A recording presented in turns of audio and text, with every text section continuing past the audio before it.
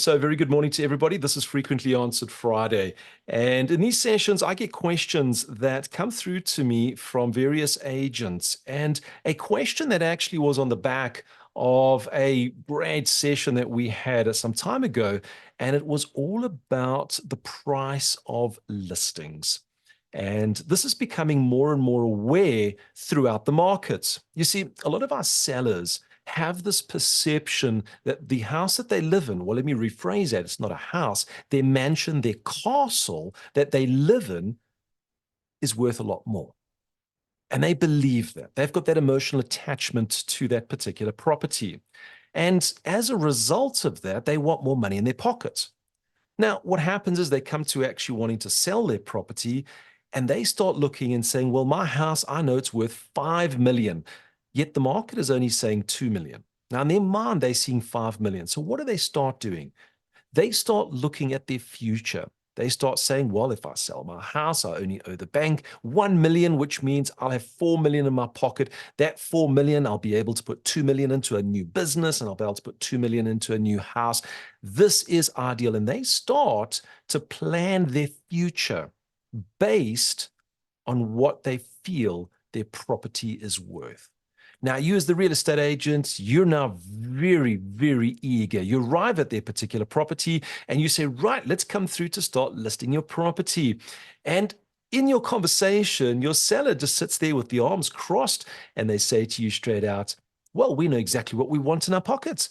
We owe the bank 1 million. We need 4 million because this is what we want to do. So we want to sell the house for 5 million. And then the whole room kind of goes silent. Now, there's two types of real estate agents out there. There's one real estate agent that gets excited and suddenly goes, 5 million. If I work the commission out on that, that is going to sort out my life for the next year. So absolutely, let's do a sole mandate for 6 months for 5 million. And they don't look at all the facts. They go out and they list their property for 5 million. They get a sole and exclusive mandate. And then they sit and they wonder why the property's not moving. Then you get the other agents, and the other agents that look at that and they go, Mr. Seller, with all due respect, I totally understand the future that you're wanting to go down. And this is the agent that I'm going to share with you, the tips and the tricks of how to be that particular agent. Because ultimately, as we know, commission is great, but 0% of a non-selling property is zero. You could have 10% of a non-selling property, it's still zero. So ultimately, if a property doesn't sell, you're not going to get commission.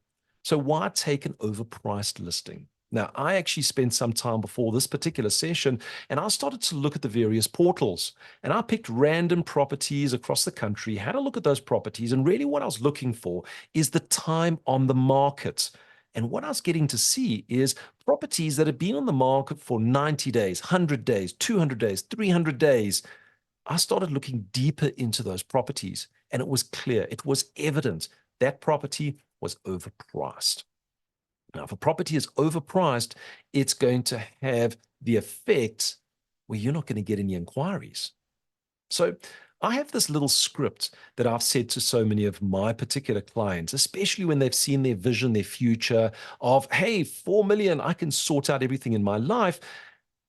And I have this little script with them and I look at them and I go, okay, so you're wanting to sell the property for 5 million. Personally, I don't have any buyers at 5 million rand. So I wouldn't be able to list the property because I'm not going to be able to offer you the service. And they always say, but there's always one buyer. There's always one buyer. And I say, yeah, but that one buyer might only be available in maybe 10 or 12 years' time. Not today, because we are sitting at about 3 million rand over the average in the actual market. So really what I say to them is price does matter. And they go, no, it doesn't. It's the buyer. They will love the home. And I say, okay, let's have a look at this. If your property was listed for 1 million rand, would it sell? And they say, absolutely. At 1 million rand, it'll go straight away. And that means I'm going to be losing so much money. I say, oh, okay, but why? Because there'll be so many people interested in it. Interesting. If I start to list that property at, let's say, 1.5 or 1.8 million, would it also sell? Absolutely, it would sell that. Why? Because there'll be so much interest. And I go, okay, so if I list your property and I take it to a real high level, I say 10 million, And they look at me and they go, no, it won't sell. It's way too expensive. And they typically laugh over it. And I said, but why? And they said, well, no one's going to be interested. It's going to be too expensive. And I said, all right, so let's understand this. So at a certain price range, we're going to get interest on this property. Yes. And if it's too high, we're not going to get interest. Correct? Yes.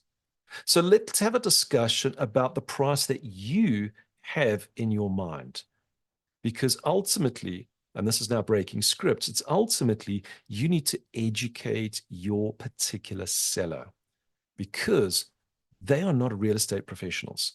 They're not aware of what's happening in the market. They only live inside their mansion, their castle, their emotional connection into that home.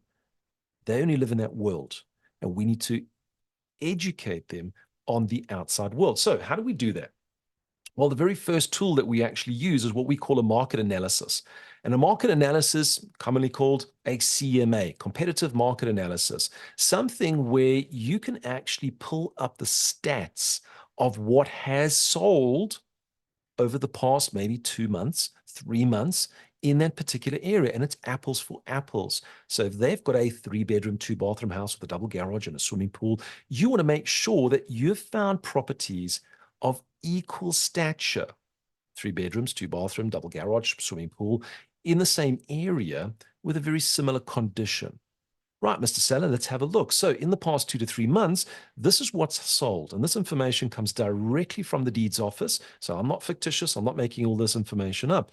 And you would sit down and you'd present and you'd educate on what has sold. Now, what typically happens, they go, yeah, but that's in the past. This is today. Things happen, things change. I say, no, that's current. That's perfect. So we've got what's sold. We then start looking at what's currently on the market equal to their property. Now, with each one of these particular techniques, we need to have a roughly 5 properties. So 5 properties of the past and then 5 currently on the market. Apples for apples. So, Mr. Seller, let's have a look. And you must print these out. You put them in front of your particular seller and you say to your seller, right, so here are 5 properties. They're all 3 bedrooms, 2 bathrooms. They've got double garages and they've got swimming pools, all exactly the same. And in fact, they're all within a couple of meters of your house. In other words, that one is like 3 houses away. That one's just 1 street away. So it's right in the same area and location. And when we look at the finishes from the pictures, well, their pictures are almost the same as the quality of your property. So we got these as equal. Am I correct? And we're always asking for that correctness from the actual seller. Now, when they look at that, they'll start to agree. This is where you have a little piece of paper, you write the price that they want. And what you do is you start putting them into this order, price from low through to high. And then you take their piece of paper because everyone else is probably listed around about 2.2 to 2.4 million. And theirs is sitting at 5 million. Now, Mr. Seller, with all due respect, if a buyer came into this particular area, absolutely, they're going to be looking at your particular property because everything's the same, but these properties are also the same. And if you're looking at price, well, there are 5 properties that would need to sell before your property because they're priced much lower and the conditions the same, the features, the benefits, everything is exactly the same. So these properties need to sell first before your property comes on the market. And also bearing in mind, there's going to be more properties coming on the market all the time. So in what I'm sharing with you is really getting your seller to recognize that their property is so overpriced that there's a lot of properties that would need to move first before their property. Then they're going to start to say, right, well, maybe that 5 million wasn't great, maybe 2.5, and they're sitting at the top and say, well, that's perfect. That means there's still 5 properties that need to sell before your property. So the first tool and tip when you're having these conversations with your particular seller is education, making sure that they understand the market of what's sold and what is on the market at the moment. Now, when we're going through this particular process, as you're doing these particular presentations, you're going to be highlighting certain points. And one of the biggest points is, and it was that little script that I have in the beginning, if we list your property at 1 million, will it sell? Absolutely. We're going to get a lot of buyer interest. Well, that's exactly what we want. We need to find the sweet spot to get buyer interest.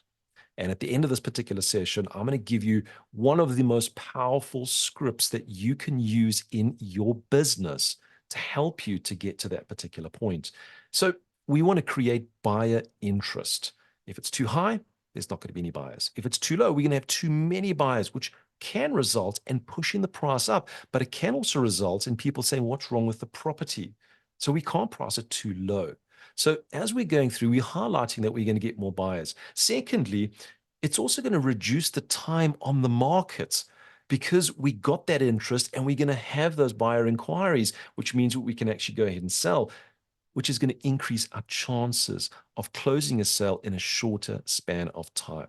You see, the higher the price, the longer it's going to remain on the market. So this is actually something that is extremely key as you're going through.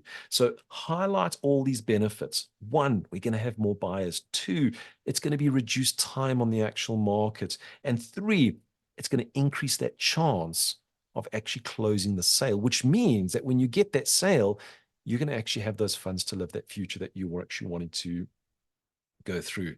Now, we also start to have a look at the condition of the property. And really, if a property is in and I'm using extreme terms here, a derelict state, it's going to take a lot longer to sell. Why? Many people want move-in ready. So if we're looking at the quality of the property, it means that there's going to be a fewer buyer. But on the reverse, if the house is a mansion, it is in pristine condition, it has those upgrades that have been done within the last 6 to 8 months, well, this is going to be move-in ready. And when it becomes move-in ready and the presentation of the property becomes showroom ready, well, that's going to actually entice more buyer interest on the actual property. So if your seller is wanting more for the property, we've actually got to look at their back pockets. How much are you prepared to invest in your property to get more? Now, there is a little formula that I've worked with here. For every 100,000 that you spend on your property, you're only going to get about a 10,000 return. Okay, so it's a very, very low return. It's only a 10% return that you get on that actual property. So if they say, well, I need to upgrade my kitchen and spend 100,000, it's only going to add about 10,000 Rand over the actual CMA value. It's not going to add that 100,000. They're not going to get the money back. So we're not suggesting doing major renovations. What we're suggesting is actually just cleaning up, neatening up, doing the repairs, the maintenance that will actually entice the buyers and actually enjoy the actual property. There's also looking at the rooms. Are they cluttered? Are they busy? It's all these little bits and pieces that really takes it up to that next level. Now, a house that is cluttered and you're taking pictures on that and you got it overpriced, you're not going to have any inquiries coming through. So overpriced, you need to make sure that it actually validates it. And I can tell you now, about 80% of the time, whatever you do is not going to validate it, and we need to reduce that particular price. And I've always done this. When I'm sitting with a particular seller, I set them an expectation. And you would have seen in the beginning, so Mr. Seller, your property at 5 million, I don't have any buyers. Be honest. Don't be someone that's going to go, well, hey, let me see if I can find somebody. Let me see if I can go out and get somebody. Because all you're going to do is you're going to be burning your time to search for a buyer. And searching for buyers is really going to hurt your business. You should be searching for sellers all the time. So you shouldn't be spending all your time on the buyers. It should be on the actual sellers themselves. So set that expectation. If you don't have any buyers at that particular price range, actually be open and honest and tell them that straight up front. Don't fall into that category where you just take that listing and then you think, well, it's a listing, because if it doesn't sell, it's actually not worth anything. It's going to start costing you money. Now, there is a mindset that we operate when we have these overpriced listings with sellers that really want to push that price. And this is something that you can put into your business. I call it the 60-day mindset. And what that 60-day mindset is, if, let's say, for instance, Market average at the moment is 2.5 million. And you want to push that boundary. You can see that there's a few changes happening in the economy at the moment, which is working favorable. Interest rates coming down, new developments that are starting to push up the prices. And your seller knows this information and wants to list at 3.2 million. So we are about 20% over actual price, over the actual CMA price. And you want to take that time to work on that particular property. Have that 60-day mindset. In other words, within 60 days, you need to get buyer interest. If you don't get any buyer interest in 60 days, you're actually going to start to tarnish your name. So take that listing and give it back to the actual seller. If they're not prepared to drop it and bring it down to those prices, give it to the actual seller, because I can tell you exactly what's going to happen. You'll sit with that listing for another 3, 4, 5 months. Your seller's going to get irritated with you because you're not getting the interest on the property. They're going to fire you as the agent. They will pull on another agent who has a very strong presentation, gets them to list the property at 2.8 million, which is the price you've been telling him for so many months. And guess what? It sells. And you're sitting there going, but I could have sold that property. It's so important to be upfront, open with those particular sellers and have that 60-day mindset. If we have this property at 60-day, we need to make the decision. Do we keep this listing or do we give this listing back to our sellers? And it's a hard decision to make, but ultimately you're wanting these listings that come into your books and they sell. Get the reputation of being an agent that sells properties between 7 and 14 days. That reputation gets you more listings. And the more listings you get, the more sales you can do, the better it is for the return. Now, I said to you that I was going to share with you one of the most powerful scripts that I've personally used, and I share this in so many of my various trainings. And really, this particular script helps at mandate stage. And really, it works in a basis of a time factor. And this particular time factor really sets up the pace for your particular sellers. And it works something very similar to this. Mr. Seller, if we don't get at least 10 inquiries on your property within the first 30 days. Now, these inquiries must be people through the actual property. So if we don't get 10 viewing appointments in the first 30 days, your property is overpriced. And we would then need to reduce that particular price. Now, that's the script that we start right in the beginning. When they want to list it at, say, 3 million, we know the market is sitting at 2.2. You say, fine, let's list it that. But however, in the next 30 days, if we do not have 10 buyers coming through this property, your property is overpriced and we need to reduce the price. And what you're going to find is they're going to go, okay, fine, I understand. Let's work for the first 4 weeks. Now, the second part of this particular script is, Mr. Seller, if we don't have, or if we have 10 people through the property and we don't get an offer, so 10 people that come through to view the property and we don't get an offer, it means your property is overpriced. So ultimately, if we get a really good property and on the first week, we get 20 people coming through that property, viewing the property, but we don't get an offer, it means it's overpriced. And we need to start looking at those pricing conditions. Now, what do these two scripts do for you? Well, number one, if you don't get any inquiries in the first 4 weeks, or maybe you only get 1 or 2 buying appointments in the first 4 weeks of the property, you've already set an expectation that we need to price counsel and reduce the price. So that's the first script that really helps and sets up that expectation. The second is in the event that we have a huge quantity of people that come through the property, but we still don't get an offer. It means that they like the property, but it might be something with condition, might be location, there might be a factor. It is the price. And we need to start looking at those two elements. So really, these two scripts are extremely powerful scripts. They're used when you're taking a mandate on a particular property. So 10 buyers through a property in 30 days, overpriced.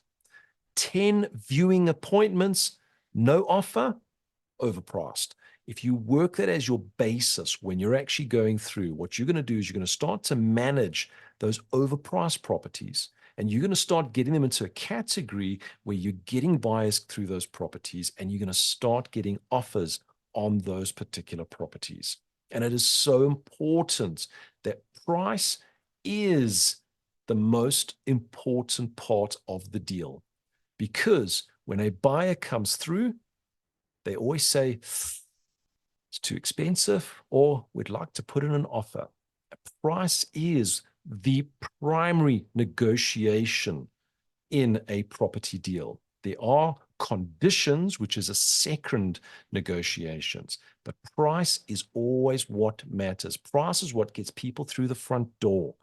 Price is what people are going to make an offer on. Price is what's going to be paid for that property. And it's something that if you've got listings sitting with yourself and you've had them for more than 60 days, you need to start having those conversations with your sellers. You need to start seeing how you can either do a price reduction, doing a full CMA and educating them, or actually taking the stance, is this a property that I can sell? If not, I need to actually move it on. It's not going to be sitting on my books. I don't want to be sitting there with overpriced property that doesn't sell. So taking it right back to the beginning, we always get these sellers, they want more in their pockets. They want to list their properties at these high prices. Why? Because they've seen a vision in the future of what they can do with the money that comes out on that particular property. We need to educate them. We need to set those expectations. But we're running a business, and we need to understand the boundaries of where that price can go through to for your particular business. So work with that 60-day mindset. At the 60-day point, do I carry on? And if I carry on, they need to come to the party with a price reduction. Else, be true and honest to yourself.